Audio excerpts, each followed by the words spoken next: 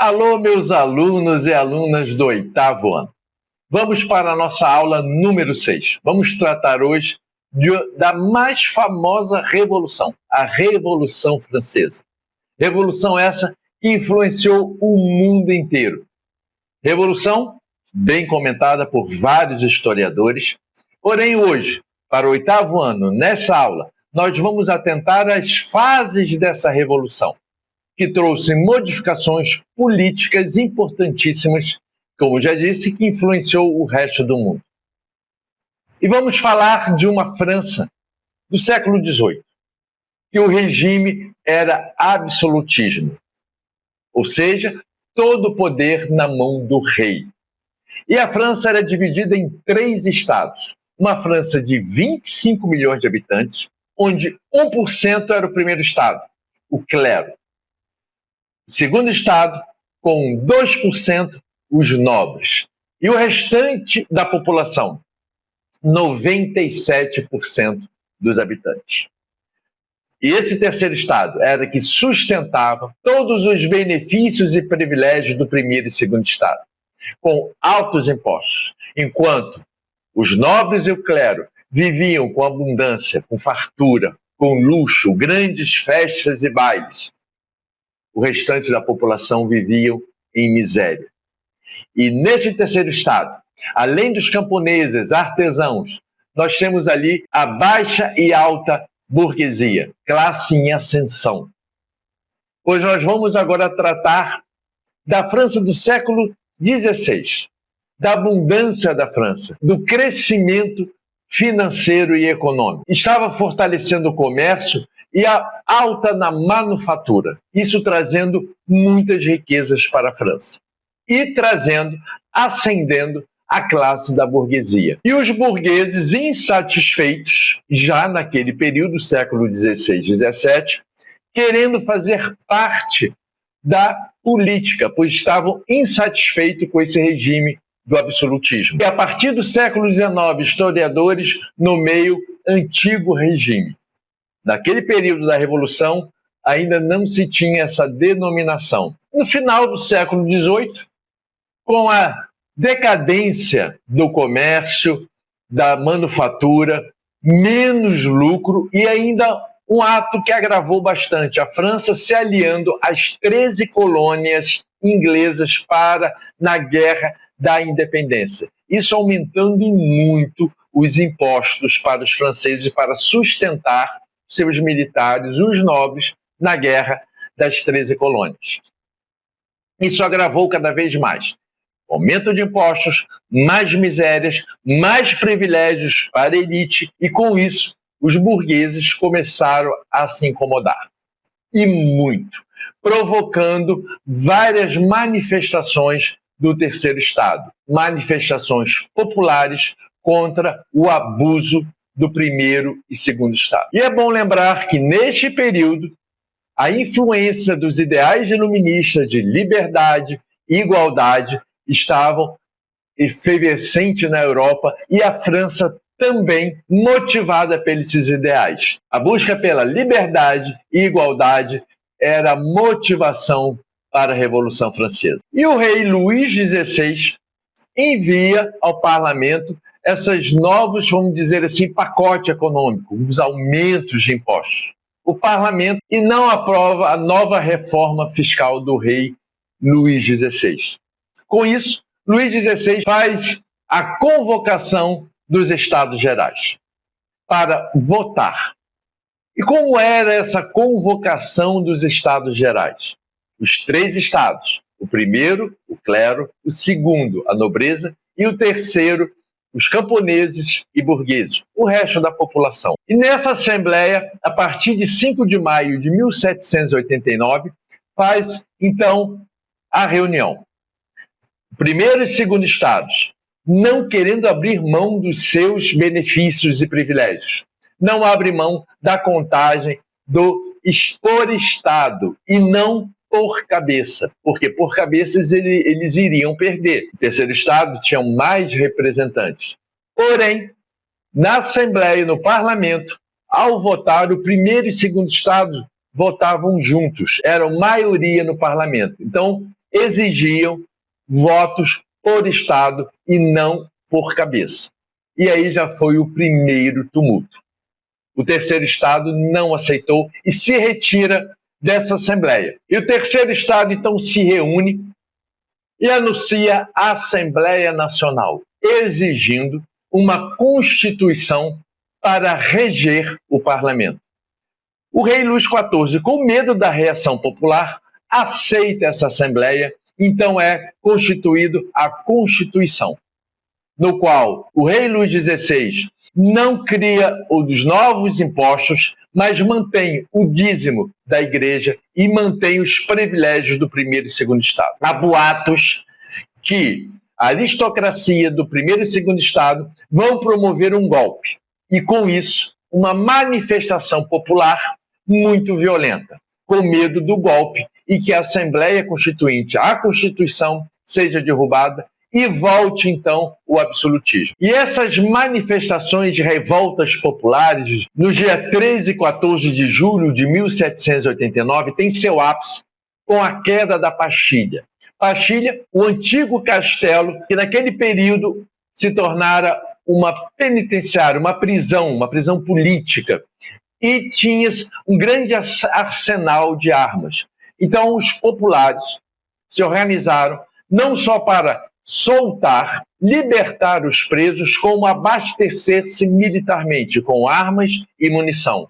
Então, invade, dia 14 de julho de 1789, a chamada queda da Bastilha. E a Bastilha era o símbolo do absolutismo francês. E nesse momento, essa revolução, essa manifestação, ainda não tinha um líder definido. Era popular, era o povo, indo motivado pela insatisfação. E em agosto de 1789, a Assembleia Constituinte aboliu completamente o dízimo eclesiástico, ou seja, o imposto pago à igreja, como também as obrigações feudais dos camponeses. E, em seguida, aprovou a Declaração dos Direitos do Homem e do Cidadão, que estabeleceu a igualdade de todos perante a lei e determinou que a liberdade, a propriedade privada, a segurança e a resistência a qualquer opressão seriam direitos naturais, inalienáveis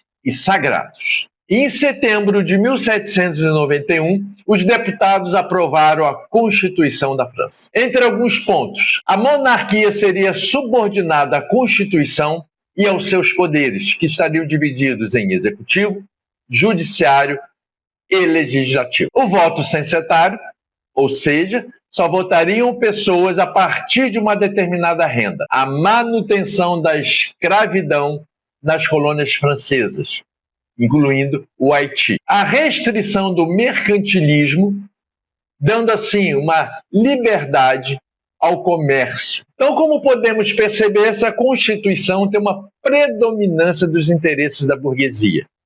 E é importante a gente atentar também que, apesar da luta pela liberdade e igualdade, mas alguns pontos deixam claro que a liberdade e a igualdade não é para todos. O voto censitário e a manutenção da escravidão. Então, como a gente já pode prever, essa Constituição, as mudanças, não foram satisfatórias, não veio a satisfazer toda a população que pedia, clamava, exigia direitos, como os camponeses, as classes mais pobres, que se sentiram rejeitadas, se sentiram desprivilegiadas dentro da Constituição. E com isso, houve uma revolução dentro da revolução. Então, nós vamos ter, de um lado, os camponeses, chamados sans-culottes, que quer dizer sem calças, que havia os nobres, as pessoas bem abastadas usavam aquelas calças, né? Eu vou botar uma imagem aqui. E os camponeses, de um lado, mais pobres, sofridos, que ainda continuavam pagando altos impostos, que defendiam mudanças mais radicais, como extinguir o voto censitário e voto universal para todos, e a instituição da República.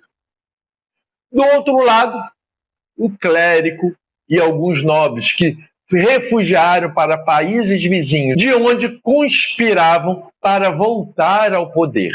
E em junho de 1791, o rei e a rainha tentam fugir, mas são capturados e retornados à França. Em abril de 1792, a França entra em guerra contra a Prússia e Áustria, países com medo que essa revolução se alastrasse e com isso derrubasse os regimes absolutistas nos outros países. O rei e os monarcas refugiados estimulam essa guerra, que apostam na derrota da França. Com a França derrotada, eles voltariam e retomariam o poder. A população francesa, que não estava nada satisfeita, aumentou a insatisfação e acusando tanto o rei quanto os monarcas e o clero como traidores.